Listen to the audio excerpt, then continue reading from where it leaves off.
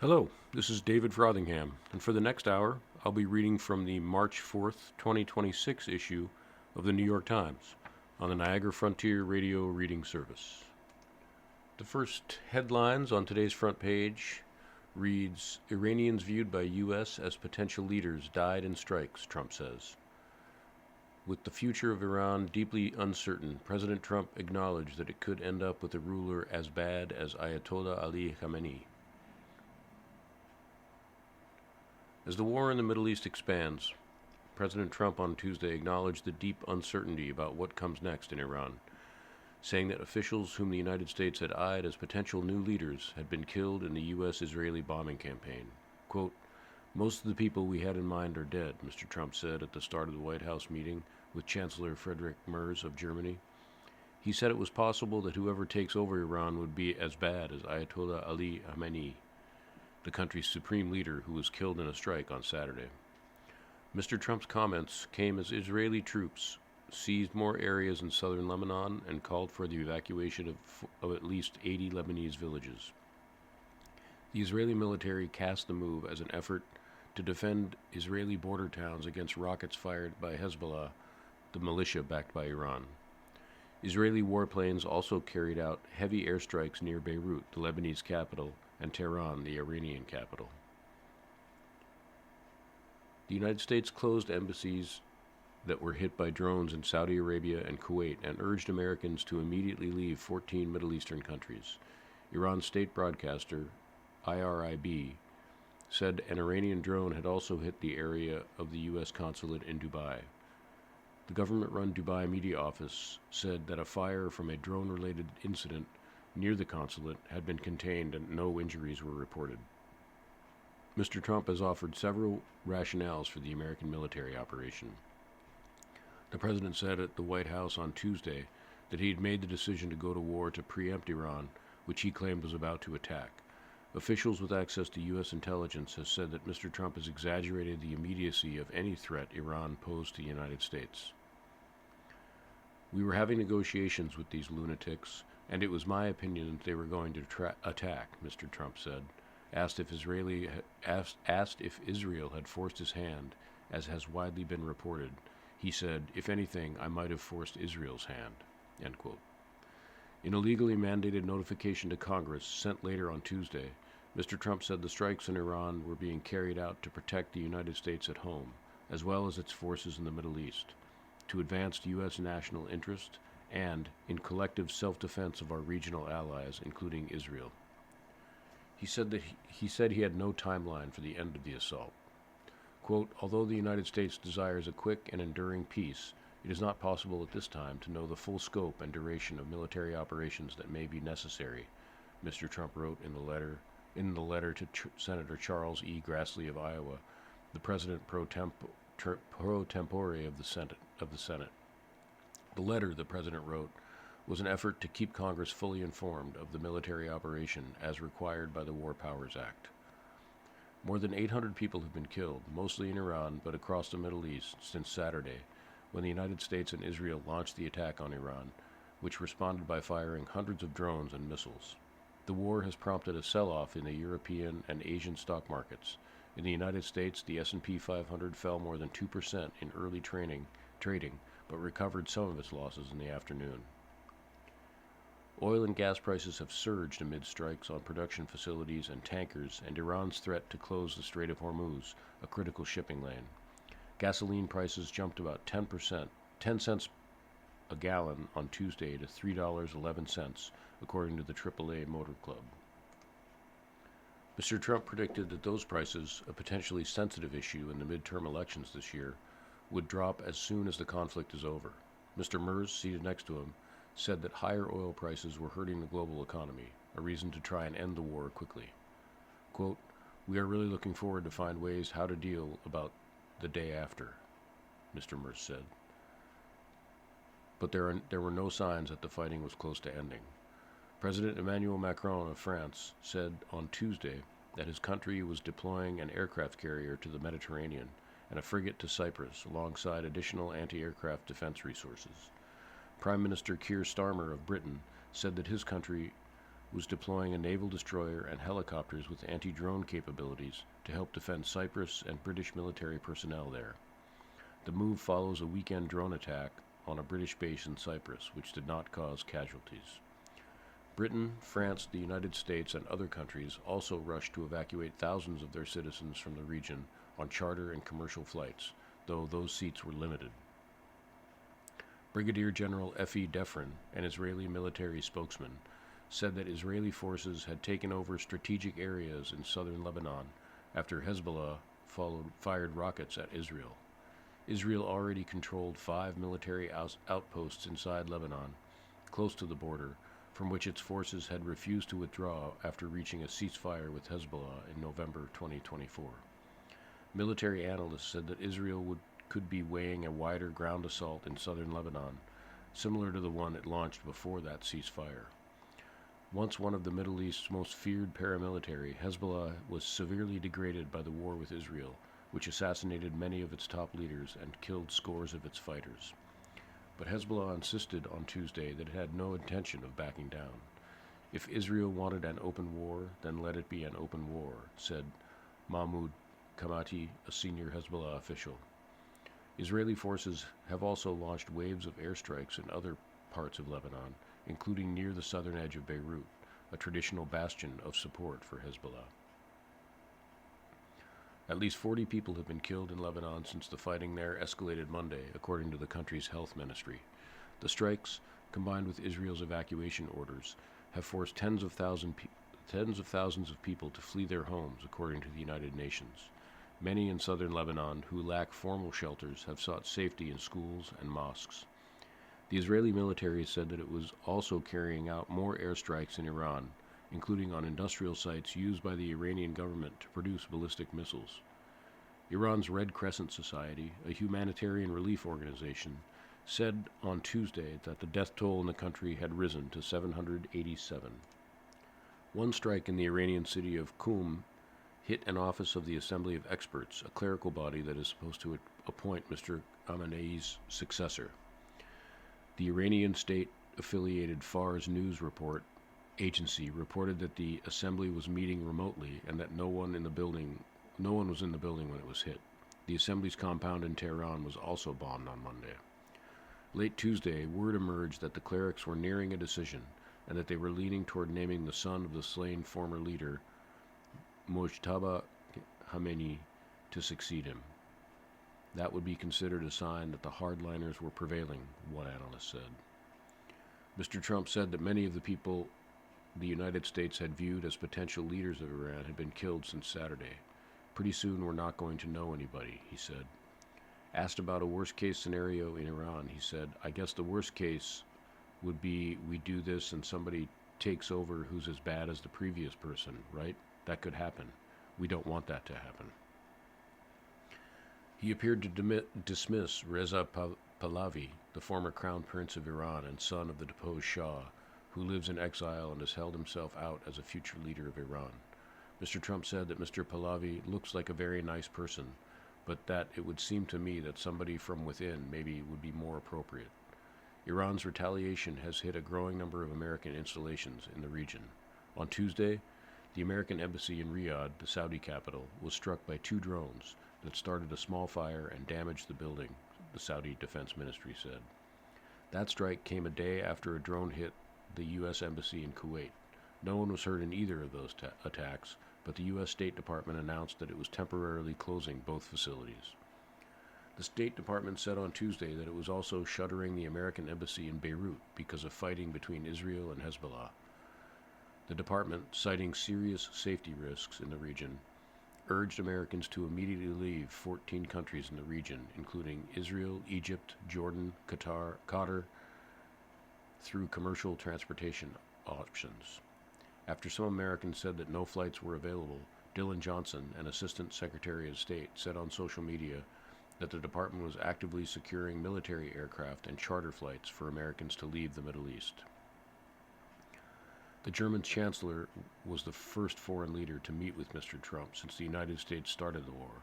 Mr. Merz said his fellow European leaders have been largely peripheral as Israeli and American officials direct the strikes. Mr. Trump complained that Spain had not allowed the use of its bases for the attacks in Iran. Trying once again to use commerce as a cudgel, Mr. Trump threatened to cut off trade with it. The Spanish government responded defiantly, saying its goal was to work for free trade and economic cooperation among countries based on mutual respect and compliance with international law. Quote, "What citizens ask for and deserve is more prosperity," it said, "not more problems." The next headline on the front page reads, "As Maduro and Khamenei learned, it's harder than ever for leaders to hide." A surge in sensors and cameras combined with artificial intelligence has transformed U.S. intelligence's ability to locate foreign heads of state. Add to that an American president willing to capture or kill them.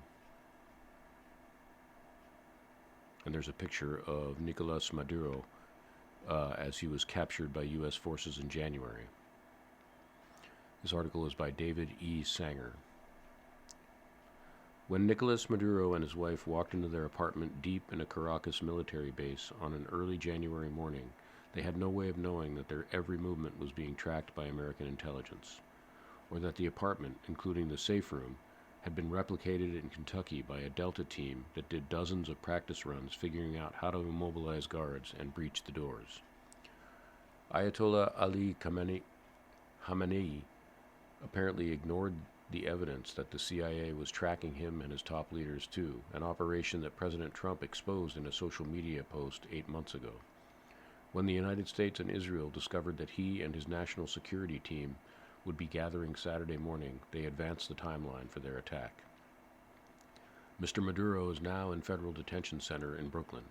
Ayatollah Khamenei's state funeral is being planned for the coming days, and the rest of the world's leaders are left to mull the combination of exquisite American surveillance capabilities and a president who seems to take delight in using that information to capture or kill his perceived enemies. American intelligence agencies have long wiretapped, geolocated, and monitored senior leaders back to the earliest days of the Cold War. 15 years ago, WikiLeaks revelations, including documents that gave glimpses of how the United States attempted to track China's leaders and its nuclear weapons.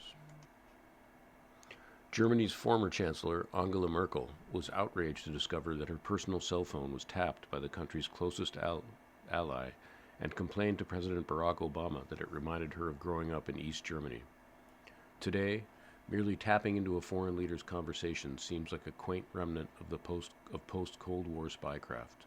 Today, the real-time ability to locate a leader is the holy grail, and the surge in the number of electronic sensors deployed on street corners and doorbell cameras and toll highways, combined with artificial intelligence techniques to quickly parse truly vital information from billions of data points those sensors generate, has transformed the art form of surveilling VIP whereabouts. It has allowed intelligence agencies to track motorcades. In Washington, presidential and vice presidential movements are usually still announced by blaring motorcycles and familiar helicopter flight patterns, but cabinet members and the CIA director move more discreetly. Around the world, spy agencies have learned how to monitor the opening and closing of electronic doors at leadership compounds and to locate the cell phones of bodyguards and family members who may travel with a foreign leader, but are usually a lot sloppier about encrypting their messages and using burner phones. Quote, "If we had had this capability with a high degree of certainty to get Saddam Hussein through a precision strike, we wouldn't have had the Iraq War," said Glenn Gerstle, the General Counsel of the National Security Agency from 2015 to 2020, a period that included part of Mr. Trump's first term. The only way to get him was to have boots on the ground, but now, with heightened capabilities, we can target individual leaders. In fact, American forces tried to take out Mr. Hussein in the opening hours of the war, but he had left the home they targeted a few hours earlier. As Mr. Trump has shown, this targeting ability opens new options for presidents seeking to change the attitude of foreign regimes or change their leadership. Mr. Trump's decision to snatch Mr. Maduro from his bed, but keep the rest of Venezuelan leadership in place, is an experiment in remote control occupation. After the Delta team landed by helicopter that early January night, killed Mr. Maduro's Cuban and Venezuelan guards, and seized him seconds before he could lock himself in that safe room, Mr. Trump blessed the installation of Vice President Delcy Rodriguez as acting president. She will stay there, he has said, as long as she follows Washington's instructions. You are listening to a reading of articles and features from the New York Times on the Niagara Frontier Radio Reading Service. And clearly, he is enamored of the early results. In a brief conversation with the New York Times on Sunday, on the second day of the American and Israeli attack on Iran, he cited the Venezuela experience as a model for what he was trying to accomplish in Iran. What we did in Venezuela, I think, is the perfect scenario, Mr. Trump insisted. Everybody's kept their job except for two people. In the Iran case, Mr. Trump had flagged for Ayatollah Khamenei that the United States was watching his every movement, a revelation that, had it appeared first in the media, might well have triggered a Justice Department leak investigation. We now have complete and total control of the skies over Iran, he posted on Truth Social in June 2025, as he cut short his participation in a summit and flew back to Washington to talk about how the United States would participate in the attacks Israel had begun on the country. Then he added, "We know exactly where the so-called Supreme Leader is hiding. He is an easy target, but is safe there. We are not going to take him out, kill, at least for now." For good measure, Mr. Trump added an all-caps demand for unconditional surrender.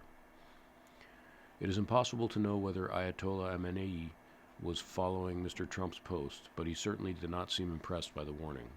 On Saturday, even with an American naval force deployed around Iran and fighter jets visible on satellite images massing on American and Israeli bases, Ayatollah Khamenei was in his official residence. So were national security leaders. And while the United States did not launch the missile that killed him, it was the CIA's warning, backed by indicators from other U.S. intelligence agencies, that killed him in one of the first Israeli strikes. It is not clear how far the United States can push this new power, or whether it would risk using its targeting capability in the case of a leader of a country that had nuclear weapons available to retaliate.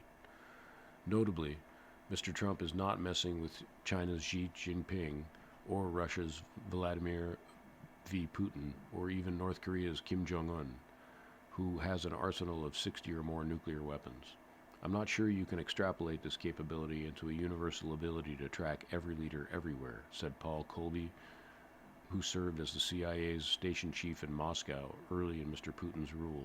But this is why Putin is so paranoid about his location and moves frequently among his many houses.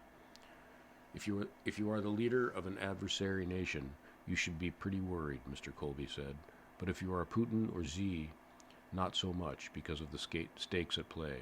The lesson that keeps getting taught is that if you don't have nukes, you are far more vulnerable.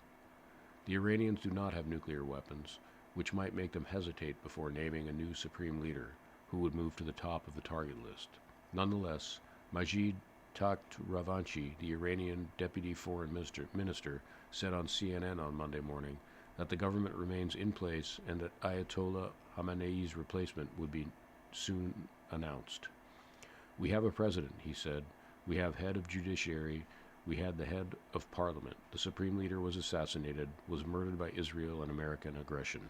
Now," he said, "the new leader is going to be elected, so everything is in order." The next headline reads, "Congestion pricing wins in court after lengthy battle with Trump." A judge ruled to preserve the toll, ending, for now, a dispute that has become emblematic of New York's resistance to federal intervention in local affairs. By Stefanos Chen and Winnie Hu. A federal judge on Tuesday ruled that the federal government's attempt to end New York's congestion pricing toll was illegal, handing a major victory to the state in its defense of the first-in-the-nation traffic reduction plan, which the Trump administration had tried for more than a year to kill. While other legal challenges remain, the 149-page decision by Judge Louis J. Lyman of Federal District Court in Manhattan ends, for now, the heated battle between Governor Kathy Hochul, who has become a staunch defender of the program, and the White House, which has claimed, without offering evidence, that it would harm the region's economy. The ruling comes months after Judge Lyman granted the toll program temporary protection from threats issued by the Transportation Secretary Sean Duffy, who had warned that the federal government would withhold approval and funding from a range of highway and transit projects in New York if congestion pricing was not canceled. Judge Lyman, who had signaled skepticism toward the federal government's argument that it could unilaterally reverse approval for the toll, said the government's step to kill congestion pricing and its subsequent threats to the state's transportation budget were impermissible.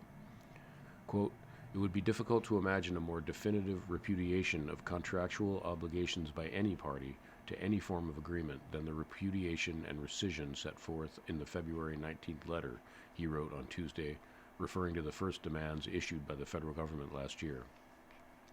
The program still faces several other lawsuits from opponents, including the state of New Jersey and the Trucking Association of New York, but those suits are unlikely to stop the tolls at this point, several legal experts said.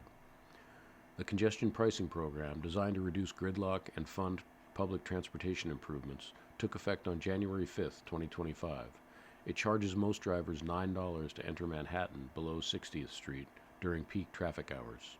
Trucks are tolled at a higher rate, up to $21.60 every time they enter the zone. During overnight hours, drivers are charged 75% less, $2.25 for most vehicles. In February 2025, weeks after the tolling plan took effect, Mr. Duffy ordered Governor Hochul to halt it, arguing that it exceeded the reach of the federal program used to authorize it.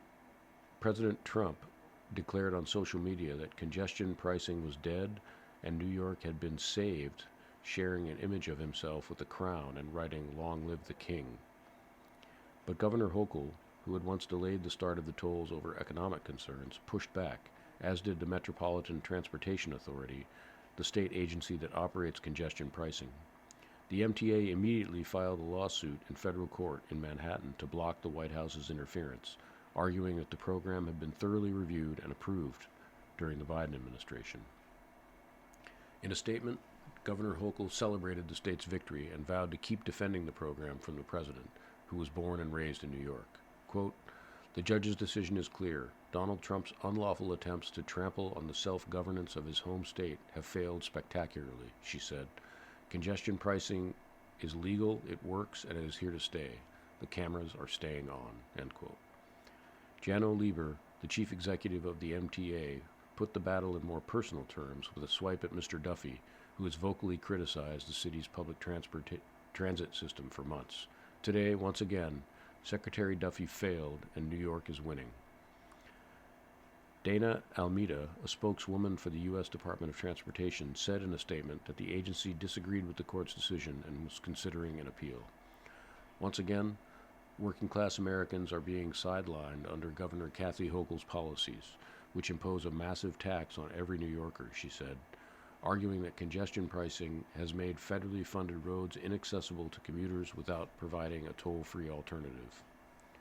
Judge Lyman's ruling rejected nearly all of the Trump administration's arguments against congestion pricing, said Michael Pollack, a professor at the Benjamin N. Cardozo School of Law, who supports the congestion pricing and called the ruling a decisive win for the MTA. Quote, "The result is that everything the administration has so far said or tried to do to stop the congestion pricing program is erased, and the program will continue," Mr. Pollack said. In Tuesday's decision, Judge Lyman noted that the MTA was in a difficult position, having already invested heavily in a program expected to raise billions of dollars for mass transit improvements.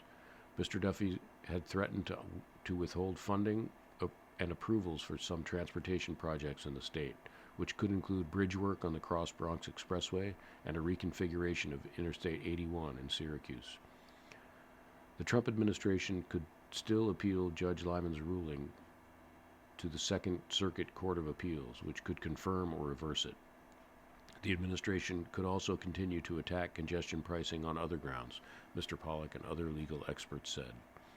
Still, the program has already had wide-ranging effects on city life.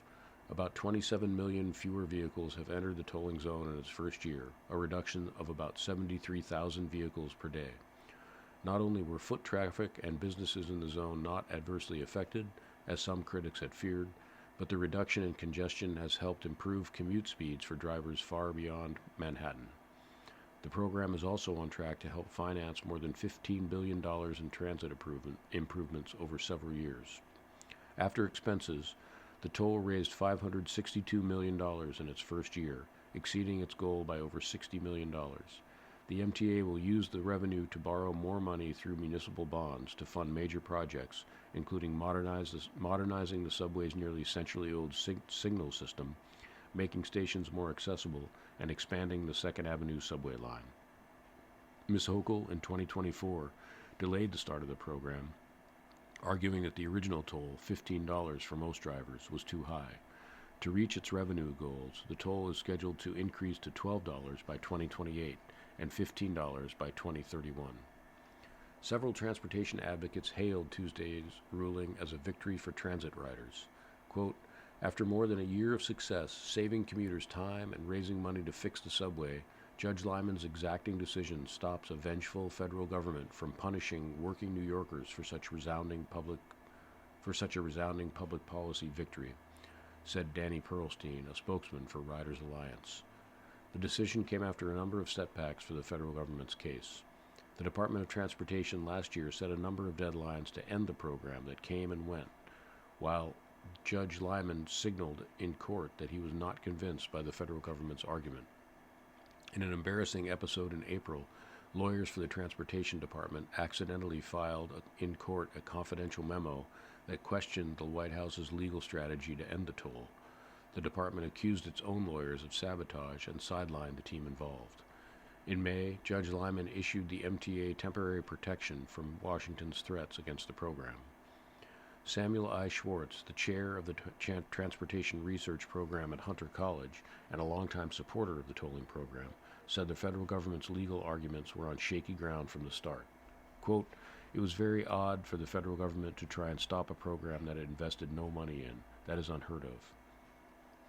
Congestion pricing has already prevailed over a number of lawsuits in recent years by critics, including people outside Manhattan who do not have easy access to public transit and say the toll creates an unfair burden on drivers. But other outstanding lawsuits challenging the toll could still take months or even years to resolve and may require the MTA to make adjustments to the program or pay for mitigation and monitoring costs for communities outside the zone that may be adversely affected by increased traffic and pollution. Concerns about those negative effects have so far not been borne out. Even as the governor declared victory on Tuesday, the federal government continues to try to withhold funding from the large infrastructure projects in the region. In February, a federal judge blocked the Trump administration from suspending billions of dollars in funding for a rail tunnel under the Hudson River, months after a dispute with New York Democrats. Last week, the MTA threatened to sue the federal government if it did not pay millions of dollars it owes to New York State for continuing work on the 2nd Avenue subway extension. Still, transportation advocates said the congestion pricing decision on Tuesday made them optimistic about the future of funding disputes with Washington. Quote, "Trump said it's dead and proclaimed himself king," Mr. Schwartz said of the toll. That did not impress the judge. The next headline on the front page falls under the News Analysis banner and reads, "Iran's strategy: expand the war, increase the cost, outlast Trump." The Islamic Republic is aiming to draw out the conflict and broaden the fighting. That would force President Trump to risk more casualties and more political capital. This article is by Stephen Erlanger. The Islamic Republic of Iran's first priority is to survive. To do that, its leaders will want to drive up the cost of the war for President Trump in terms of American casualties, energy costs, and inflation, to try to persuade him to declare victory and go home. Faced with the overwhelming firepower of the United States and Israel, diplomats and analysts say Iran is working to enlarge the battlefield from its own territory to the broader region. The goals are to damage oil and gas infrastructure in neighboring countries, shut the Strait of Hormuz to shipping, and curtail air traffic, all to disrupt the economies of the Persian Gulf and drive up global energy prices and inflation. Iran will also be trying to exhaust the number of expensive missile interceptors held by its enemies. The war has become a test of wills and stamina, said Vali Nasr of the Johns Hopkins School of Advanced International Studies in Washington. Iran is facing qualitatively superior militaries, so the strategy is to test their will by expanding the battlefield, complicating the war, and increasing the danger to the world economy. The strategy is not complicated. You're listening to a reading of articles and features from the New York Times on the Niagara Frontier Radio Reading Service. Ali Vaez, the Iran director of the Brussels-based think tank International Crisis Group, said, "The Iranians want to spread the pain as much as they can, regardless of the cost to themselves and burned relations with their neighbors, hoping to create enough opposition to the war to compel President Trump to back off." For the Islamic Republic, he added, survival is a victory, even if it is a Pyrrhic one. The plan is so-called asymmetric endurance, accepting initial damage to preserve the ability to escalate when Israeli, American, and Persian Gulf air defenses are stretched thin. The thinking behind that strategy is that Mr. Trump, facing midterm elections and a skeptical MAGA movement, will choose to curtail the war before American casualties and inflation go much higher. Already, U.S. and even some European bases and embassies have been attacked. 6 American troops have been killed and 3 planes shot down. Hezbollah has entered the war, and the Persian Gulf countries are anxious and running out of expensive interceptors used against cheap Iranian drones. Saudi and Qatari energy installations have been struck. Oil and gas prices have shot up, and shipping has practically stopped through the Strait of Hormuz, through which at least a fifth of the world's oil and natural gas normally travels. Ali Larijani, secretary of the Iranian National Security Council, claimed on social media on Monday that Iran, unlike the United States, has prepared itself for a long war, including plans for gradual escalation and expansion of the battlefield. Franz Stefan Gadi, a military analyst, called the conflict a race for and against time. Israel, the United States, and their allies are trying to destroy missiles, launchers, and communication nodes as quickly as possible, he said, so that more advanced Iranian missiles cannot easily be launched when interceptors are in short supply. Even the heavily armed Israel, toward the end of the 12-day war against Iran in June, had to limit its use of interceptors, allowing some Iranian missiles to land if they were not deemed to be close to key sites or cities. If Iran's strategy is clear, so are the risks, and those are already coming into view. On Monday, Mr. Trump vowed to continue the war for at least another month and did not rule out the use of American ground troops. Secretary of State Marco Rubio said the hardest hits are yet to come, and the Pentagon said it would send more soldiers and fighter jets to the war. And there are suggestions, analysts say, that the United States is encouraging Iranian minorities, like the Kurds and the Baluchis, to rise up against the government, bombing police and army positions in those territories, hoping to create at least the start of a popular uprising. Although Iran has attacked the Persian Gulf countries, including hotels and airports, Tehran has so far failed to drive a wedge between them and Washington. The nations of the Gulf Cooperation Council, including Saudi Arabia, issued a statement on Sunday underlining their unified stance in confronting these attacks, stressing that the security of the GCC member states is indivisible and reserving the rights to respond in self-defense. While calling for a cessation of hostilities, the members have not criticized the U.S.-Israel war against Iran and are likely to allow American forces to have overflight rights, which they denied at the start of the war. In the past, the Persian Gulf nations have acted as mediators, urging Washington to pursue negotiations with Tehran instead of war. But, under attack from Iran, those countries are now more likely to allow American forces greater operational access to their airspace and territory that would help the United States conduct operations more efficiently, said Hassan T. Al-Hassan, a Middle East expert at the International Institute for Strategic Studies, a London research organization. Britain, France, and Germany, which have criticized Iran but did not initially support this war, have also now indicated that they could act to protect their own troops and interests in the Persian Gulf, Mr. Al-Hassan told the BBC, because everyone realizes that the collective global interest here is at stake. But having tried to wean itself off Russian gas, Europe is more dependent than ever on energy from the Persian Gulf. While half of India's oil travels through the Strait of Hormuz, so pressures on Mr. Trump to shorten the war will grow. even if Israel is anxious to force a conclusion to end the threat of the Islamic Republic. Mr. Trump often talks about wanting to do a deal with Iran and has recently brought up the example of Venezuela, where he was content to capture President Nicolas Maduro but leave his government largely in place. What we did in Venezuela, I think, is the perfect scenario, Mr. Trump told the New York Times on Sunday. It may be that Iran, too, it will replace the supreme leader Ayatollah al-Khamenei, killed on the first day of the war, with a less ideological government that could be willing to negotiate a deal on its nuclear program to preserve the system. As ever, it is hard to know Mr. Trump's mind, said Eli Garanmaya, an Iran expert with the European Council on Foreign Relations, a research group. Trump already took out Khamenei, which no other president dared to do, she said. He has an off-ramp if he wants, even if Israel sees a momentous window to take out this regime. Matthew Kronig, a former U.S. defense official under Republican presidents who studies Mr. Trump's foreign policy, agreed. Mr. Trump is skeptical of long drawn out military campaigns and could be satisfied with a number of outcomes, including the Venezuela model, he said. They've already achieved several of their objectives, added Mr. Kronig, who is vice president of the Atlantic Council in Washington. Ayatollah Khamenei and much of the leadership of a major American adversary are dead, and Iran's nuclear and missile programs and other military capabilities are badly degraded, Mr. Koenig said.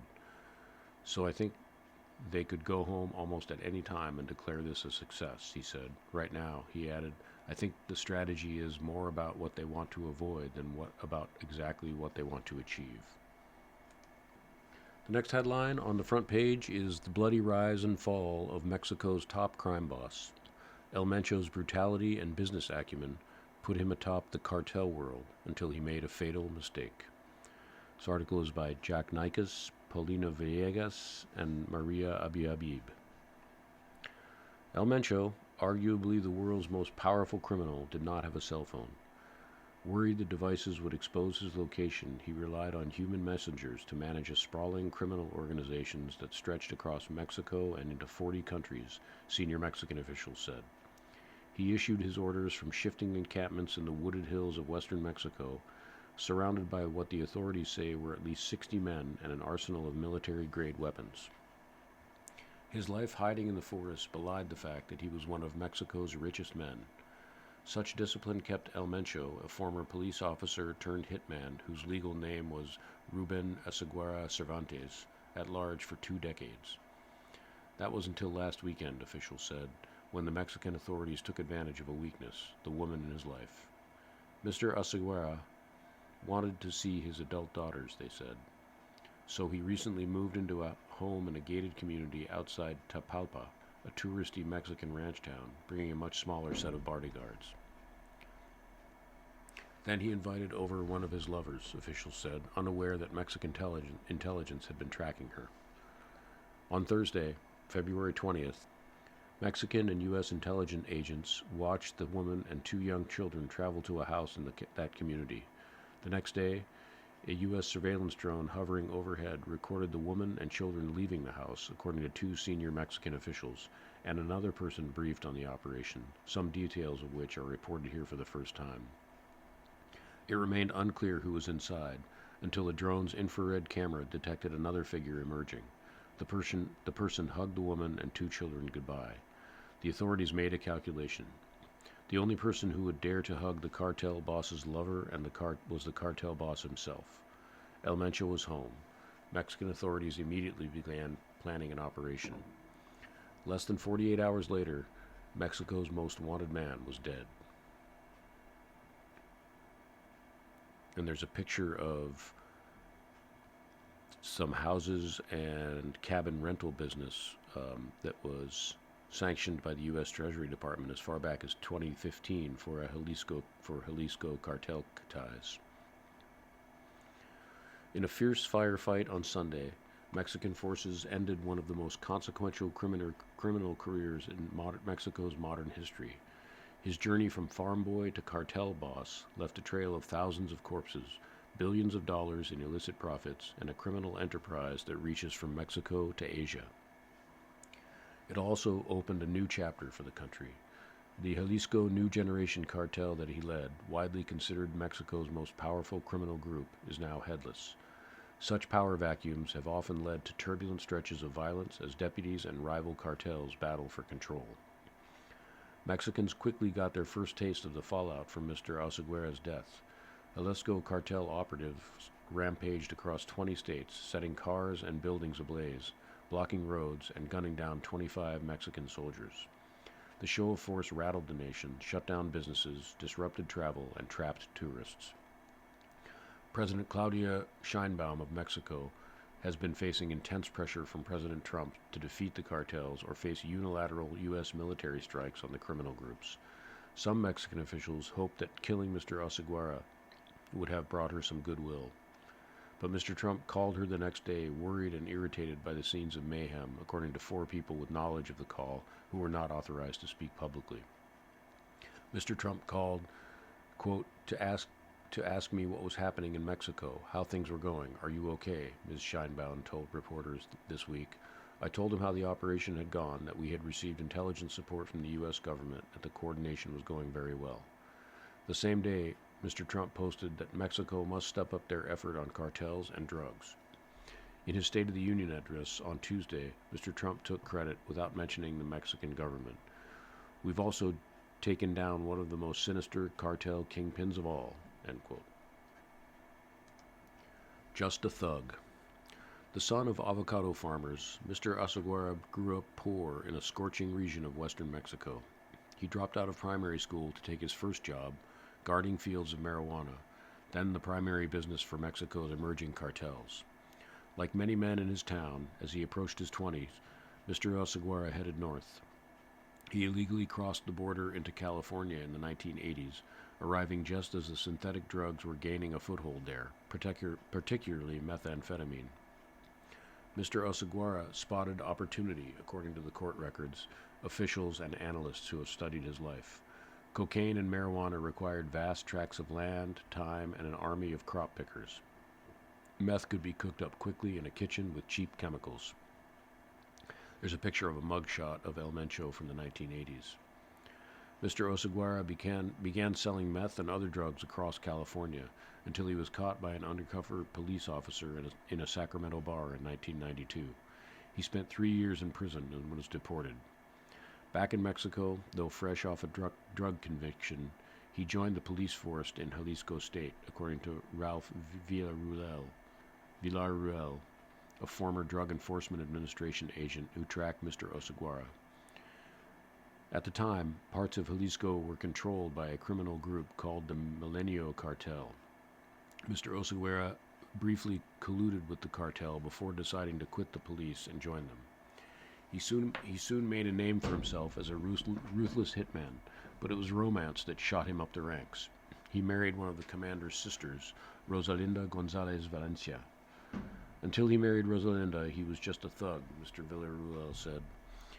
By marrying into the family, it gave him access to a sophisticated money laundering operation. The cartel liked his knowledge of both sides of the border and his experience with meth, just as traffickers were trying to push the drug on the East Coast. To hook new clients, Mexican cartels sent meth to cities like New York for free. El Mencho became this valuable person within the cartel because of his experience in the United States, said Carlos Perez Ricart, a Mexican security analyst. Meth is having a huge boom in the United States, and he understands it. At some point, like many cartel operatives, he began going by a nickname. El Mencho is believed to be a derivative of another adopted name he used, Nemesio. By 2009, the Milenio cartel fractured. Mexican forces arrested and killed 2 top leaders, setting off a war for power. They were like ISIS. During a Tuesday rush hour in 2011, 2 trucks were abandoned on a highway in the Mexican state of Veracruz. Inside were 35 corpses, most of them bound and tortured. It was Mr. Oseguera's first big, bloody performance, analysts said, and the effective arrival of what would become the Jalisco New Generation cartel.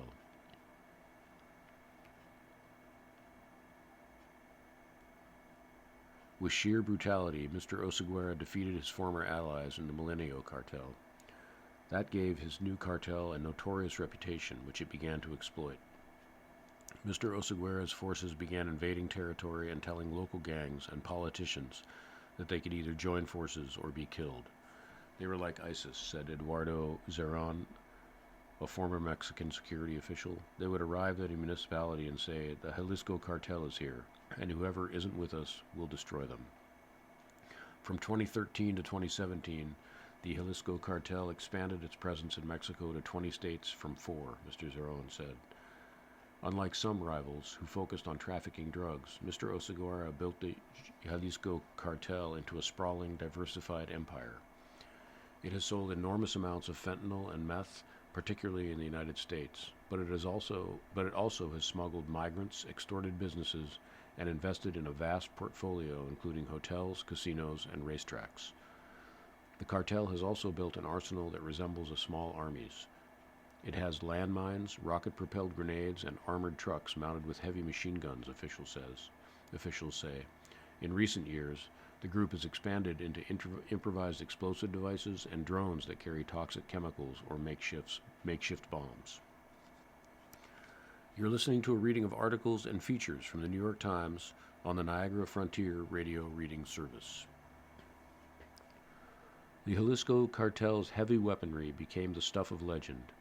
In one Narco Corrido, a type of Mexican ballad that celebrates drug cartels, about the group, the singers belt out over an accordion, "We've swapped pocket knives for AR-15s and AK-47s for 50 calibers and anti-aircraft guns." When the Mexican army moved to capture Mr. Oseguera in 2015, his henchmen shot down an army helicopter with a rocket-propelled grenade, killing 3 soldiers. He got away. Over the next decade, at least 400,000 people were killed or disappeared in Mexico, according to conservative estimates. Analysts say Mr. Oseguera's cartel may have killed more of those people than any other group. Hiding in the brush.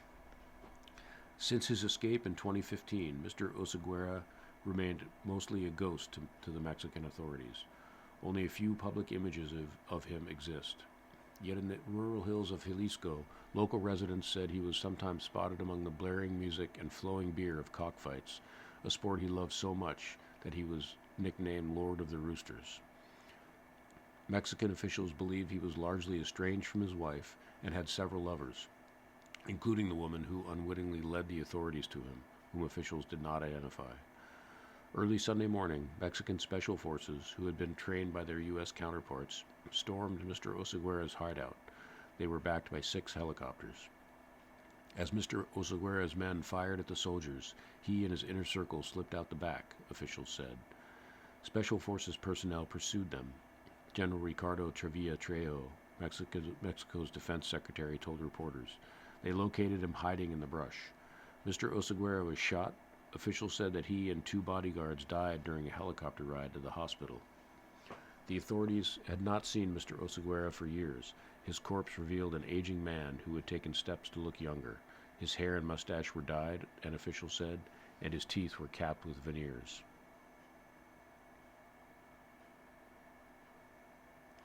The operation was violent, with 13 people killed, but better than officials had expected. Because of the setup of his encampments, Mexican authorities had long worried that killing Mr. Oseguera could leave maybe 80 dead. But the backlash by his cartel after his death was worse than officials had feared.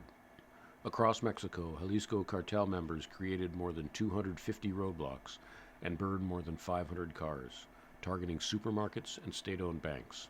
More than 70 people died in the operation and its aftermath, including 47 cartel members, 25 Mexican soldiers, and 1 pregnant civilian caught in a shootout. Now, Mexico is bracing for what may come next. According to an internal Mexican government document viewed by the Times, at least 7 men currently sit atop the Jalisco cartel, many of them hardened hitmen with nicknames like the Gardener and the Toad.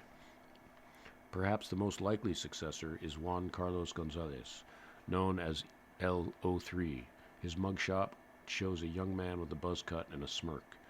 He has at least one advantage over the others. El Mencho was his stepfather. The next headline reads, "The Deadly Cost of Nigerian Military's Inaction." The country has one of the most feared armed forces in Africa, yet within its own borders, it has repeatedly failed to stop abductions and attacks. By Saiku Jama and Ruth McLean, Dickinson Adama, and Ismail Awal. On a January evening in Woro, a village in Nigeria, a man approached Umar Bio Salihu, the village chief, and handed him a crudely torn piece of paper from an exercise book. The man had been kidnapped by jihadists and sent to deliver the handwritten letter to Mr. Salihu. The letter was signed by the Nigerian terrorist group Boko Haram. In it, the jihadists demanded a secret meeting with Mr. Salihu and the right to preach in his mostly Muslim village. Mr. Salihu said he immediately informed Nigeria's equivalent of the FBI, but 3 weeks later, the attackers brutally assaulted Woro and a neighboring village. They massacred as many as 200 people over about 10 hours. Nigerian security forces arrived only after the attackers had left, Mr. Salihu and other survivors said. Nigeria has one of the continent's most feared and heavily funded militaries, known for peacekeeping and helping prevent coups in West Africa. Yet at home, experts say the military has repeatedly failed to stop the fatal attacks that happen almost daily in rural areas, leading to accusations of corruption and indifference. Analysts cite myriad reasons for these failures, including embezzlement of the security budget and a force stretched too thin across Nigeria, Africa's most populous nation. A few weeks ago, the governor of Zamfara State, one of the country's epicenters of violence, offered another explanation. It is not their priority, Dauda Lawal told local journalists. Now, hundreds of American troops are being sent to Nigeria to help identify potential terrorist targets for strikes, driven by President Trump's claims that the escalating violence amounts to a Christian genocide, though both Christians and Muslims are victims of the attacks. Human rights groups and analysts say evidence from many attacks suggests Nigerian authorities had the intelligence to identify them in advance, but often the authorities did not act, they said. Responding to questions about the military's delayed responses, Major General Samaila Uba, a military spokesman, said that troops are deployed across vast and often challenging terrain, sometimes with limited access routes, he said. He said that when military learned of threats in Woro, troops were dispatched to the area to patrol for 2 weeks. When Mr. Salihu got the letter signed by Boko Haram in January, he said it followed months of terror in neighboring Muslim communities, with gunmen abducting and killing villagers and jihadists giving sermons in which they railed against Nigeria's constitution and authority. He brought the letter to a representative of Nigeria's Department of State Services. Soon, military personnel began appearing in the neighborhood, but the patrols came only on Fridays. Then, on Tuesday, February 3rd, more than 100 militants stormed Woro on motorcycles, residents said. They rounded up young men and executed them. They burned down shops and houses. The slaughter began at 5 p.m. and lasted till around 3 a.m., survivors said. We put a call through to the military, said Mr. Salihu, but by the time the military came, the attackers had already fled. When it was over, he found his house had been attacked. 2 of his sons, Khalid, 26, and Zakaria, 14, were dead. His second wife and 3 other sons had been taken hostage. Gunmen attacked an army post in the village last November as well, but instead of sending more reinforcements, as residents had requested, the military removed the post completely, Mr. Salihu said. We even went to their superior officers, he added. They said they were going to deploy other people. It didn't happen, he said. General Uba, the military spokesman, did not explain why the patrols in Woro were removed.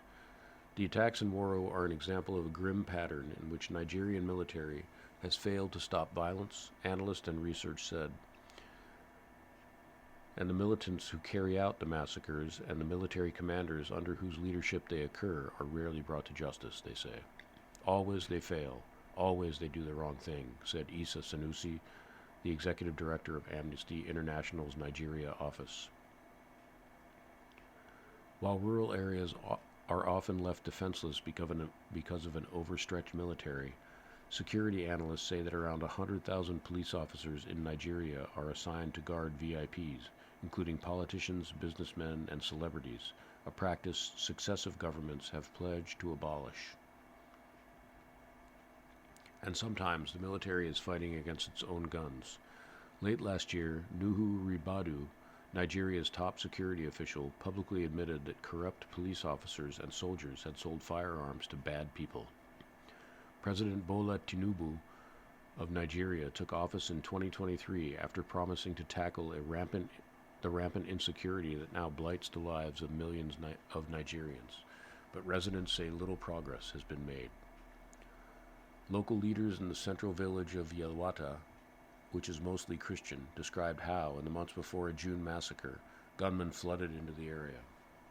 Long before the deadly attack took place, residents repeatedly tried to sound the alarm. Correspondence and court filings reviewed by the New York Times show. In December 2024, 6 months before 200 residents of Yelwata were killed, the leader of a farmers association, Bonbong Dennis, sent a letter to the head of Nigeria's paramilitary agency. He explicitly warned of a mass influx of dangerous, notorious, and deadly bandits. He listed the names of the people he said were directing the attacks and pleaded for urgent intervention. The warnings reached the highest command, with 2 powerful state governors acknowledging that they had been alerted to the threat. Nothing was done to prevent the attack, Mr. Dennis said. When gunshots rang out in Yelwata at 10 p.m. on June 14th, Ukeyima David, 35, a local farmer, scrambled to gather his wife and 3 sons. They ran to a row of grocery stores where dozens of other terrified villagers were hiding. Soon, bullets began hitting the walls and roofs. "Daddy, what are we going to do?" he recalled one of his sons asking. Then they heard an attacker instruct others to save bullets and torch the building. They poured fuel on the roof and set it on fire. They hacked and shot anyone who tried to flee, Mr. David said. Mr. David was wounded but managed to escape the burning building. Desperate, he ran to the police station for help with his family trapped in the store. "They told me to find a place to hide because they had exhausted their bullets," Mr. David said. "I cried and pleaded with them to save my family, but they told me to be patient." Yelwata has police and military outposts. The state capital, Makurdi, is less than an hour's drive away. Yet the attackers massacred villagers for more than 4 hours, residents said, and left before backup arrived. You've been listening to a reading of articles and features from the March 4th, 2026 issue of the New York Times. Your reader has been David Frothingham. Thank you for listening.